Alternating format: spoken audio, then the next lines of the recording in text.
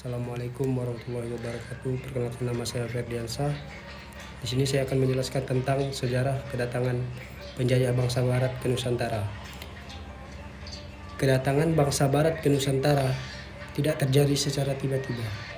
Ia merupakan hasil dari perubahan besar di benua Eropa sejak abad ke-14 hingga abad ke-16. Pada masa itu, Eropa sedang menghadapi masa sulit akibatnya runtuhnya Konstantinopel tahun 1453 yang membuat jalur perdagangan rempah-rempah di Laut Tengah dikuasai oleh Turki Utsmani.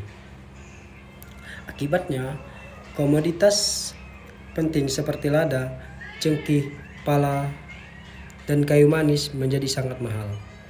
Kondisi ini memaksa bangsa-bangsa Eropa mencari jalur baru untuk langsung mencapai kepulauan rempah-rempah, yaitu Nusantara. Dari sinilah dimulai era penjajahan samudra, exploration, dan kedatangan bangsa-bangsa Barat ke Indonesia. Yang pertama yang datang ke Nusantara adalah bangsa Portugis pada tahun 1511. Bangsa Portugis adalah bangsa Eropa yang pertama berhasil mencapai Nusantara. Mereka tiba setelah melakukan ekspedisi laut besar-besaran sejak akhir abad ke-15. Setelah mengitari Tanjung Harapan, ujung Afrika Selatan, Portugis berhasil mencapai India dan kemudian melebarkan pengaruhnya ke Asia Tenggara. Tokoh yang awal ekspansi Portugis adalah Bartolomeu Dias, 1488 menemukan Tanjung Harapan. Di situ ada juga nama Vasco da Gama pada tahun 1498 membuka jalur Eropa sampai India melalui laut. Dan di situ ada juga Afonso de Albuquerque, gubernur Portugis di Goa, tokoh yang secara langsung mengirim ekspedisi militer ke Asia Tenggara. Dan ada Antonio de Abreu de Francisco Serrao, 1511 sampai 1512, pemimpin ekspedisi yang akhirnya sampai ke Maluku. Penjelasannya, pada 1511 Portugis merebut Malaka, pusat perdagangan terbesar di Asia Tenggara. Setelah itu, Albuquerque mengirim Antonio de Abreu de Francisco Serrao melakukan ekspedisi ke Maluku, pusat rempah-rempah dunia. Ekspedisi inilah yang pertama kali menginjakkan kaki bangsa Eropa di Nusantara. Di Maluku, Portugis membuat perjanjian dengan kerajaan Ternate dan dimulai membangun benteng seperti Benteng São João Baptista, lalu memperkuat pengaruh mereka atas perdagangan cengkih. Yang kedua ada bangsa Spanyol, pertama tiba di Nusantara 1521. Spanyol tiba sekitar 10 tahun setelah Portugis. Mereka datang melalui arah yang berlawanan, yaitu dari Samudra Pasifik setelah menyelesaikan ekspedisi keliling dunia. Di sini ada tokoh yang membawa bangsa Spanyol ke Nusantara. Yang pertama ada Ferdinand Magalhães, memimpin ekspedisi keliling dunia. Di situ ada juga Juan Sebastian Elcano melanjutkan ekspedisi setelah Magellan wafat. Dan terakhir ada armada Spanyol yang sampai ke Maluku pada 1521.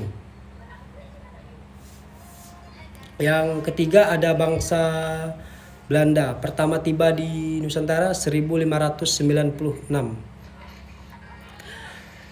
Bangsa Belanda datang jauh lebih terlambat dibandingkan Portugis dan Spanyol. Namun kehadiran mereka lah yang paling berpengaruh karena akhirnya Belanda menjajah Nusantara selama lebih dari 300 tahun.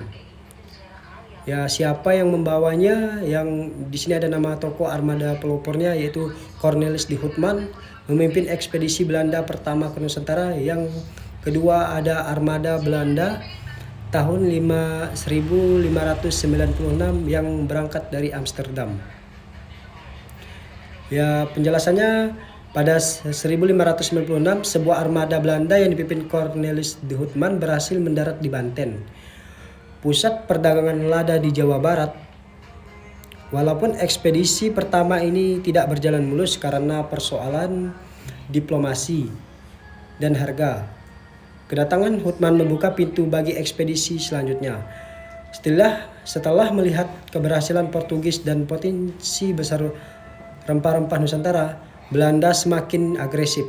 Mereka lalu membentuk VOC, Vrije Oost-Indisch Company, pada tahun 1602, sebuah perusahaan dagang yang memiliki hak istimewa layaknya negara. VOC kemudian menguasai wilayah penting seperti yang pertama yaitu Ambon 1605, yang kedua ada Jayakarta 1619 dirubah menjadi Batavia, yang ketiga ada Makassar 1667, dan yang terakhir ada Maluku dan wilayah rempah lainnya.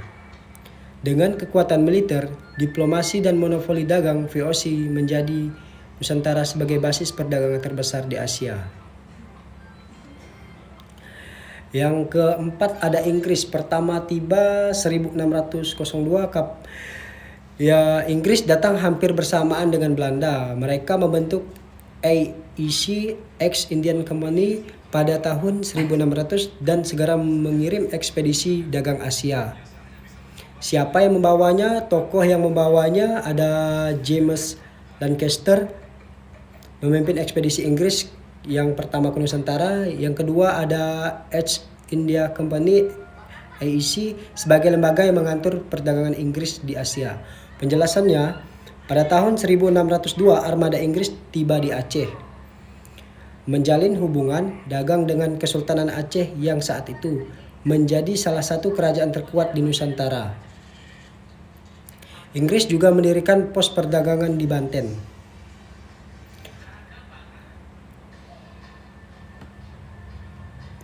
Dan Bengkulu. Pada abad ke-18, Inggris sempat menguasai Jawa selama periode singkat 1811 sampai 1816 ketika Belanda jatuh ke tangan Prancis.